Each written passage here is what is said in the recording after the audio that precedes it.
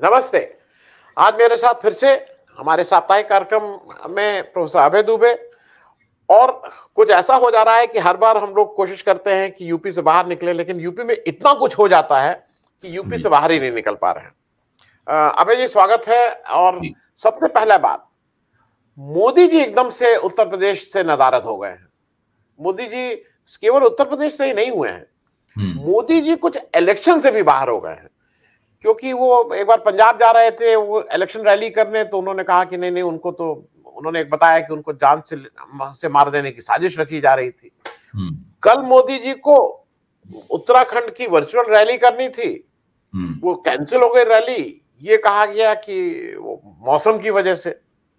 तो मौसम पिछले 5-7-10 दिनों में एकदम से तो बिगड़ा नहीं है, जो भी ठंडा या गर्म है वो पिछले 10-15 दिन से चल रहा है। कहीं ना कहीं मोदी जी इस समय अनकंफर्टेबल हैं रैली। क्योंकि मैं एक चीज याद दिला दूं, वेस्ट बंगाल में मोदी जी ने उनके इलेक्शन में 23 रैली की थी इलेक्शन के दौरान। इस बार उत्तर प्रदेश में अभी तक 0 है। क्यों नहीं आ रहे हैं? देखिए, भारतीय जनता पार्टी के अंदर मोदी जी की राज्य विधानसभा के चुनाव में क्या भूमिका हो, इसको लेकर दो तरह की राय चलती रही है। एक राय उसकी यह है कि भाई मोदी जी को फ्रंट से लीड करना चाहिए, उनके नाम पे वोट मिलते हैं, एक मोदी डिविडेंड है, जो कि लोकसभा चुनाव में तो बड़े पैमाने पर मिलता है, लेकिन राज्यसभा चुनाव में भी उसका महत्व होता है। मोदी जाके पूरी फिजा बदल देते हैं। जैसे ही उनकी रैलियां शुरू होती हैं, उनके भीषण भाषण शुरू होते हैं, वैसे ही पूरा माहौल बदल जाता है और लोग झूमने लगते हैं भारतीय जनता पार्टी की ताल पर। लेकिन एक दूसरा दृष्टिकोण भी है।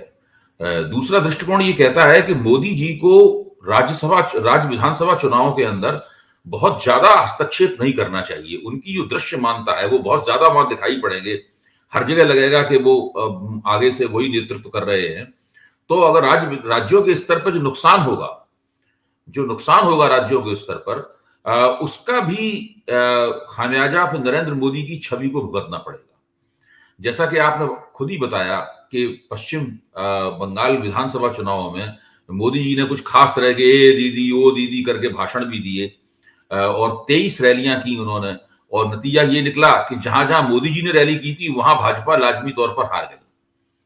और नतीजे ऐसे हुए, इससे आज तक भारतीय जनता पार्टी उबर नहीं पाई है। तो मैं ये कहता हूं कि हो सकता है कुछ परिस्थितियां भी इस तरह की हों और मोदी जी को अंदर खाने से अपने आकलनकर्ताओं से ये खबर मिली हो कि भाई इन विधानसभा चुनावों के नतीजे बहुत ज्यादा अच्छे नहीं रहने वाले हैं, इसलिए आप क्यों इसमें अपनी गर्दन फंसाते हैं, आप अपना मोदी डिविडेंड है उसको जरा मत लगने दीजिए।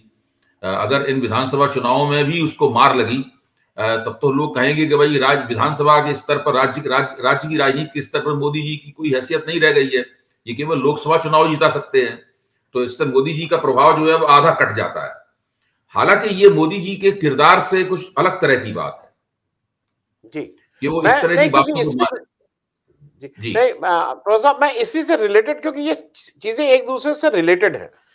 मोदी जी को ये पता है कि 2022 में अगर वो उत्तर प्रदेश में बीजेपी अच्छा नहीं करती है तो वो 2024 उनके लिए बहुत मुश्किल कठिन डगर होने वाली है, ये वो ठीक से जान रहे हैं। और एक चीज और है जिस वजह से मैं कह रहा हूं, मोदी जी कभी भी विपक्ष नहीं झेलते हैं। उनकी एक स्टाइल है कि जहां पर वो विपक्ष उनको विरोध करे, झंडा दिखाए, उनको नहीं पसंद है। उत्तर प्रदेश में क्या हुआ है, कम से कम 24 जगह अभी तक ऐसी हैं जिनकी फोटो आई हुई है, जहां पे बीजेपी के उम्मीदवार को गांव में नहीं घुसने दिया जा रहा है।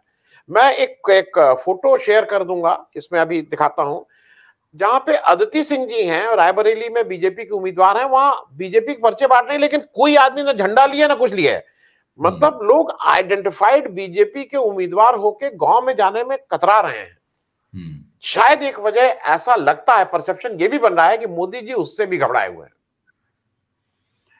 अब मुझे ये खबर सुनने में बार बार आ रही है कि भारतीय जनता पार्टी के उम्मीदवारों को पश्चिमी उत्तर प्रदेश में और दूसरी जगहों पर दौड़ाया जा रहा है, जिसको समाजवादी पार्टी के लोग खदेड़ा कह रहे हैं, उनको खदेड़ा जा रहा है।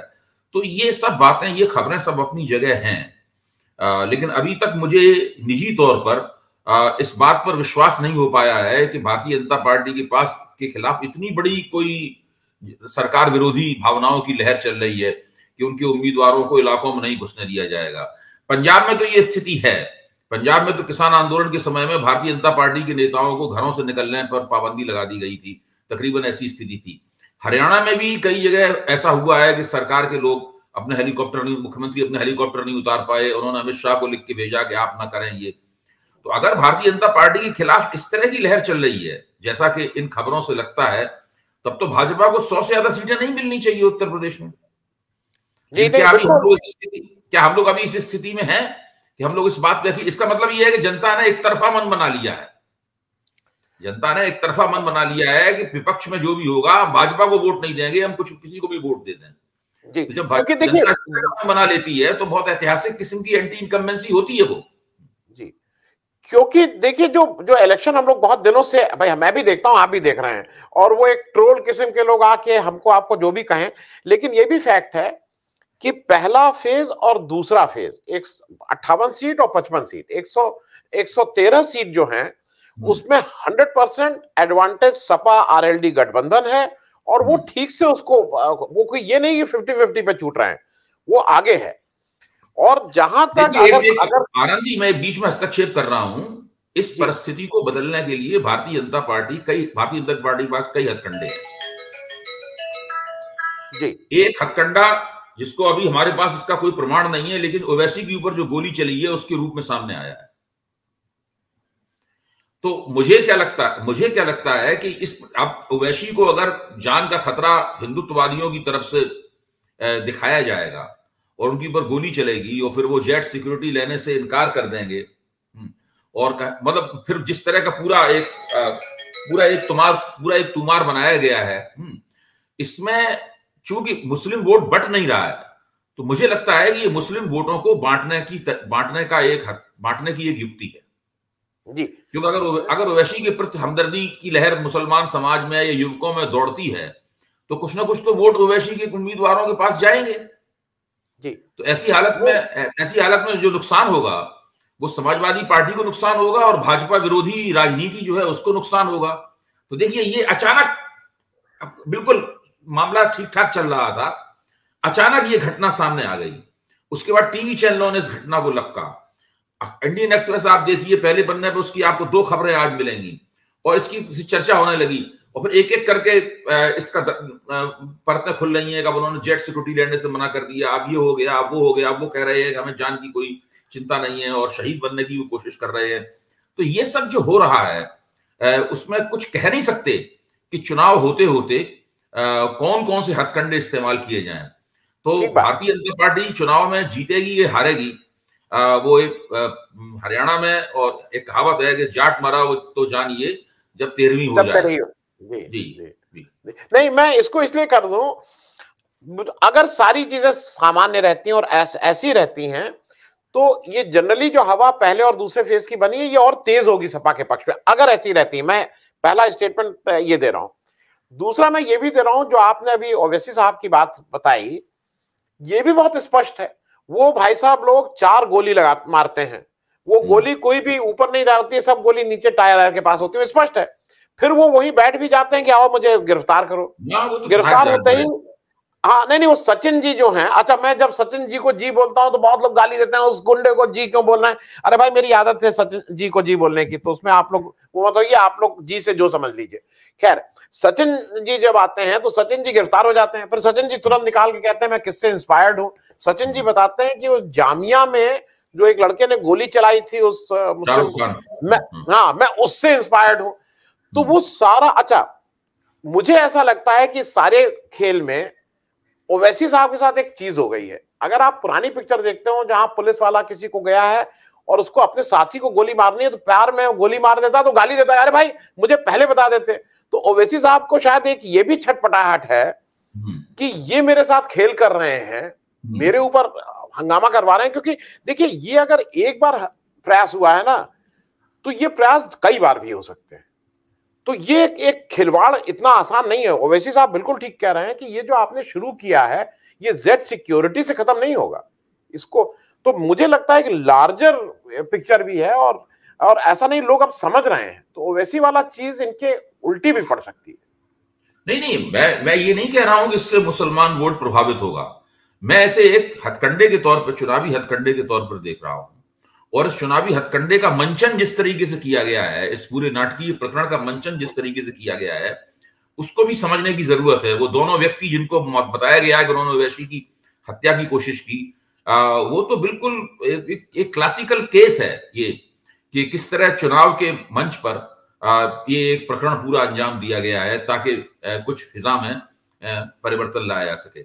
इसका सीधा मतलब है कि जो यादव, मुसलमान और जाट, मैं इसे YMJ बोलता हूं, YMJ समीकरण का जो एक अभूतपूर्व कंसोलिडेशन, एक अभूतपूर्व एकता इनके बीच में दिखाई पड़ रही है, ये ऐतिहासिक है बिल्कुल। ये चरण सिंह के जमाने में भी इस तरीके की नहीं थी।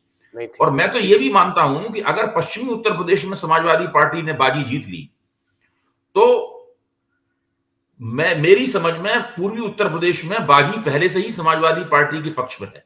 पक्ष में है, ठीक बात है, ठीक बात। वहां पर पश्चिमी उत्तर प्रदेश से भी ज्यादा बेहतर स्थिति है, क्योंकि अखिलेश ने जो गैर यादव पिछड़ों के साथ गठजोड़ किया है, वो गठजोड़ वहां बहुत प्रभावी है वहां पर। और भाजपा से जो लोग निकले हैं, उनकी वजह से वो गठजोड़ वहां और प्रभावी हो गया है। तो अगर पश्चिमी उत्तर प्रदेश में बाजी इन्होंने जीत ली और इसकी हवा जब पूरे प्रदेश में चलेगी, तो फिर पूर्वी उत्तर प्रदेश में बाजी और भी ज्यादा समाजवादी पार्टी के पक्ष में झुकेगी। केवल पश्चिमी और पूर्वी उत्तर प्रदेश को जीतकर ही ये लोग पूर्ण बहुमत प्राप्त कर सकते हैं। जिस तरह की बात की जा रही है, मैं उसके मुताबिक बोल रहा हूं। मतलब लेकिन ये हम लोगों, इसमें हमें ध्यान रखना चाहिए समीक्षा करते समय कि कहीं ये सब चीजें हमारी इच्छा का प्रतिबिंब तो नहीं है, कहीं ये खुशफहमी तो नहीं है। इन बातों पर भी गौर करना चाहिए। लेकिन एक चीज नहीं, क्योंकि जैसे आपने कहा ये इंडिकेटर्स हैं। बीजेपी जितनी आक्रामक रूप से वेस्ट बंगाल में गई थी, पूरी कैबिनेट वहां बैठी हुई थी। उत्तर प्रदेश में मेरे हिसाब से मोदी जी से और अमित शाह जी से भी ज्यादा पुराना खिलाड़ी इनके पास राजनाथ सिंह जी हैं। राजनाथ सिंह जी दिखाई नहीं दे रहे हैं इलेक्शन में भाई। ये कोई सिंगल कॉलम खबर आ रही है। हाँ, नहीं, और वो उतना उनको घुमाया भी नहीं जा रहा है। स्मृति ईरानी जी जो नहीं, स्मृति ईरानी जी जो इतना घूमती रहती है, वो इस बार नहीं है। मैं सिर्फ ये कह रहा हूं कि कहीं ना कहीं अच्छा, वो कौन आ रहे हैं? अनुराग ठाकुर जी आ रहे हैं। अनुराग ठाकुर जी इसलिए आ रहे हैं कि वो इंफॉर्मेशन मंत्री हैं, या आके जरा मीडिया आइडिया को मैनेज किए रहे हैं। आज आप दैनिक जागरण का एक, मैं फिर से उसको भी लगाऊंगा अभी मेरे दर्शकों के लिए, वो भी देख लेंगे। एक दैनिक जागरण का फुल पेज ऐड आया है एक किसी टीवी चैनल का, कि अभूतपूर्व इंटरव्यू हो, और वो पूरा मोदी जी, मतलब वो देखने से लग रहा है कि योगी जी का ही ऐड है, उसको नाम दे दिया गया है कहीं से मीडिया का। तो मीडिया भी अपना रोल एक प्ले कर रही है, और उसके लिए अनुराग ठाकुर जी को बिठाया गया। बाकी अनुराग ठाकुर जी से तो मेरे ख्याल में वोट कटेंगे ही उनके आने से। आनंद जी, मैं इसमें एक बात जरूर कहूंगा, आपने जितनी बातें कही हैं, अगर आप केंद्रीय बजट के ऊपर ध्यान दें, हम लोगों को इस मंच पे वो चर्चा भी करनी चाहिए। केंद्रीय बजट में ऐसा कोई प्रावधान नहीं किया गया है जिससे लगे कि ये उत्तर प्रदेश के चुनाव को प्रभावित करने वाले हैं। दरअसल 5 राज्यों के चुनावों की उन लोगों ने कोई परवाह नहीं की है। तो ये बजट की बिल्कुल एक नई पॉलिटिकल इकोनॉमी है। इस नई पॉलिटिकल इकोनॉमी को हम लोग कैसे समझें? मेरा मानना है इसको 2 तरीके से समझा जा सकता है। पहला यह है कि भारतीय जनता पार्टी को 2 बातों के ऊपर बहुत जबरदस्त यकीन है। पहली बात तो यह है कि वो ये मानते हैं कि हमने जो लोगों के खातों में रुपया ट्रांसफर किया है, और हमारी जो लोकोपकारी योजनाएं हैं, उन योजनाओं के चलते हमारा एक जनाधार बना है, जो जनाधार विचारधारा से परे है, जो जनाधार जातिगत आग्रहों से परे है, सामुदायिक आग्रहों से परे है। हमने जिन लोगों को मदद की है, चाहे मकान बनवाने में की हो, चाहे गैस का सिलेंडर दिया हो, चाहे खाते में रुपया ट्रांसफर किया हो, चाहे आयुष्मान योजना में उनका इलाज कराया हो, चाहे शौचालय बनवाया हो, या उनकी कुछ और स्त्री धन दिया हो, कुछ भी किया हो, ये जो हमने किया है, इसका फायदा हमें चुनाव में लाजमी तौर पर मिलेगा। और ये हमने करोड़ों लोगों को फायदा पहुंचाया है। हमने 3.5 लाख करोड़ रुपए लोगों के खातों में ट्रांसफर किए हैं। इस चीज को बार बार वो लोग मजबूती के साथ कह रहे हैं। न केवल उनके समर्थक और समीक्षक कह रहे हैं, बल्कि खुद भाजपा के बड़े बड़े नेता भी इस बात को जोर देकर कह रहे हैं। एक तो ये एस्पेक्ट है, वो मानते हैं, जिस पे उन्हें बहुत यकीन है। दूसरा यकीन उन्हें इस बात के ऊपर है कि पाकिस्तान विरोधी जो राष्ट्रवाद है, अभी मैंने देखा महाराष्ट्र में केंद्रीय राज्य मंत्री भाषण दे रहे थे, और उन्होंने भाषण देते हुए लोगों से ये कहा कि आप लोगों का दिमाग खराब हो गया है। नरेंद्र मोदी ने शपथ प्याज और आलू की महंगाई कम करने के लिए नहीं ली है। नरेंद्र मोदी ने शपथ इसलिए ली है ताकि पाक अधिकृत कश्मीर है उसको छीना जा सके और भारत में मिलाया जा सके। इसलिए शपथ ली है। ये आप 750 किलो का गोश्त खरीद के खाते रहते हैं, मटन खरीद के खाते रहते हैं, उसमें आपको महंगाई नहीं लगती। और प्याज थोड़ा महंगा हो जाता है, दाल थोड़ी महंगी हो जाती है, तो आप लोग चीख पुकार डांट रहे थे जनता को, आप चीख पुकार मचाने लगते हैं। आपको पता है नरेंद्र मोदी क्यों प्रधानमंत्री बने? ये बोले ये प्याज, महंगाई, दाल, इन सबसे बाहर निकलिए और देखिए कि किस तरीके से अखंड भारत की तस्वीर उभरने वाली है जब पाकिस्तान से अधिकृत कश्मीर छीन लिया जाएगा। तो इन लोगों के पास पाकिस्तान विरोधी राष्ट्रवाद, मुसलमान विरोधी भावनाएं। अब देखिए पश्चिमी उत्तर प्रदेश में जाटों के वोटों को दोबारा प्राप्त करने के लिए क्या बुनियादी तौर पर बात की जा रही है? कहा जा रहा है भाई आपने मुगलों के साथ संघर्ष किया। अब भाजपा भी उसी विरासत की वाहक है जिस विरासत की वाहक आप हैं, इसलिए हम दोनों मिलकर फिर से एक हो जाए। तो ये सब बातें, इन दो पहलुओं के ऊपर इन लोगों को बड़ा यकीन है। उन्होंने जो एक बेनिफिशियरी कॉन्शियसनेस बनाई है, यानी नागरिक को उन्होंने लाभार्थी में बदला है, वोटर को लाभार्थी में बदला है। और दूसरे वो मानते हैं कि समाज में, हिंदू समाज में एक मुसलमान विरोधी और पाकिस्तान विरोधी चेतना है, समझ है, जिसको हम स्पर्श देंगे तो लोग अंततः हमारे पक्ष में चले जाएंगे। अब देखिए ये दोनों प्रयास जो है वो जाति और समुदाय से परे जाकर एक जनाधार बनाने के प्रयास हैं। जी जी। वो 2017 के चुनाव में की रणनीति दूसरी थी। 2017 के चुनाव में ये लोग जातिगत नुमाइंदगी करने वाले नेताओं के जरिए उन समुदायों को संबोधित कर रहे थे। इस बार वो कोशिश भी है, संजय निषाद के रूप में या अनुप्रिया पटेल के रूप में या और दूसरे रूपों में, वो कोशिश भी अपनी जगह है। लेकिन वो बहुत से नेता इनके साथ आज नहीं रह गए, इनके खिलाफ खड़े हुए हैं। तो इनकी कोशिश ये है कि जातिगत तरीके से भी संबोधित करें जहां तक मुमकिन हो, और दूसरी तरफ जाति और धर्म से परे जाकर एक वोटिंग आधार बनाया जा सके। तो इस लिहाज से उत्तर प्रदेश चुनाव हमारे आपके ऐसे समीक्षकों के लिए बहुत महत्वपूर्ण है, ये देखने के लिए कि क्या इस बार इनका ये, अगर ये चल गया इनका उत्तर प्रदेश में, तो आप समझ लीजिए ये उत्तर प्रदेश से परे जाएगी बात फिर। ठीक है जी, ठीक है। मैं इसमें सिर्फ एक चीज छोटी सी ऐड कर दूं और फिर अगले प्रश्न पे आ जाऊं। मनोज झा जी ने कल एक लोकसभा में अभूतपूर्व, जैसे इस बार बहुत अच्छे भाषण, मनोज झा जी ने अच्छा भाषण दिया, और उसकी जो, हाँ, और जो उन्होंने एक बात कही ठीक से, उन्होंने कहा कि जब पाकिस्तान में इलेक्शन होता है तो हिंदुस्तान का नाम नहीं लिया जाता होगा। हिंदुस्तान के इलेक्शन में जितनी बार पाकिस्तान का नाम और जितनी बार जिन्ना का नाम लिया जाता है उतना तो शायद पाकिस्तान में जिन्ना का नाम नहीं ले। और ये बिल्कुल अहम बात कही। मैं अगली बात पे आ रहा हूं कि इसी तरह की एक बात जो हमारे मुख्यमंत्री जी योगी आदित्यनाथ जी हैं, वो एक स्टेटमेंट देना ना कि गर्मी निकाल देंगे, अभी मई में शिमला बना देंगे, क्या क्या, और ये एक समुदाय विशेष को ही वो टारगेट कर रहे हैं। आपको कभी कभी नहीं लग रहा है कि ये जो एंटी इनकम्बेंसी है और योगी जी को ही फेस बना के इलेक्शन लड़ना भाजपा की गलती थी? अब मेरा तो मानना यह है कि, पता नहीं मेरी बात सही साबित होगी या गलत होगी, लेकिन मेरा तो मानना यह है कि 2017 में योगी को मुख्यमंत्री बनाना भारतीय जनता पार्टी की बहुत बड़ी गलती थी, और भारतीय जनता पार्टी उस गलती से पिंड छुड़ाने के लिए बहुत बेचैन है, लोग पिंड छुड़ा नहीं पा रही है। अब वो कैसे उसका पिंड छूटेगा ये नहीं पता है। देखिए मुझे एक व्यक्ति ने, जो कि एक वरिष्ठ पत्रकार ने, जो कि जानता है कि योगी के चुनाव प्रचार को शुरू में किस एजेंसी ने संभाला था, और उस एजेंसी के जो लोग थे चुनाव प्रचार करने वाले, उनको क्या निर्देश दिए गए थे। उनको एक निर्देश तो ये दिया गया था कि भाई योगी की छवि बनानी है, उनको दोबारा चुनाव जीतना है उत्तर प्रदेश का, और साथ में यह निर्देश भी दिया गया था कि दूसरा सोपान जो है वो प्रधानमंत्री पद की दावेदारी का होगा, उसके लिए भी आप तैयारी पूरी कीजिए। तो इनकी जो महत्वाकांक्षाएं हैं, इन महत्वाकांक्षाएं छिपी नहीं है किसी से, हम सभी लोग इस बात को जानते हैं। तो भारतीय जनता पार्टी ने इनको बना दिया मुख्यमंत्री। अब समस्या यह है कि अगर बहुत बड़े भाजपा की भव्य जीत वहां पे नहीं हुई, जीत भी हुई तो मुसमुसी किस्म की जीत हुई, फीकी जीत हुई, और भव्य जीत नहीं हुई तो उससे योगी का पत्ता तो साफ हो जाएगा। लेकिन कुल मिलाकर भारतीय जनता पार्टी के भीतर नरेंद्र मोदी के और अमित शाह के ऊपर सवालिया निशान लगने शुरू हो जाएंगे। ये एक अजीब तरह की स्थिति है भाजपा के लिए। एक तरफ वो योगी से भी पिंड छुड़ाना चाहते हैं, योगी से पिंड छुड़ाने के चक्कर में अगर भाजपा वहां चुनाव पूर्ण बहुमत पाने से रह गई, या केवल उसने पूर्ण बहुमत ही प्राप्त कर पाया, बाकी और कुछ नहीं हुआ, तो भी ये सवाल बार बार पूछा ही जाएगा कि भाई आप लोग जिस तरीके से उत्तर प्रदेश को आपने चलाया, पहले तो योगी को आपने मुख्यमंत्री बनाया, फिर योगी को आपने ठाकुरवाद चलाने की छूट दी, प्रशासनिक रूप से उनके पर कतरे, लेकिन राजपूतवाद चलाने की छूट तो इन लोगों ने दी ही, वरना ये लोग योगी को मना कर सकते थे। और योगी जी राजपूतवाद चलाने के अलावा तो और कुछ कर नहीं सकते। उनका सुनीता एरन वाला वक्तव्य तो सब लोग जानते ही हैं कि उसमें वो क्या कह रहे हैं। यहां तक कि भगवान की भी जाति उन्होंने तय कर दी।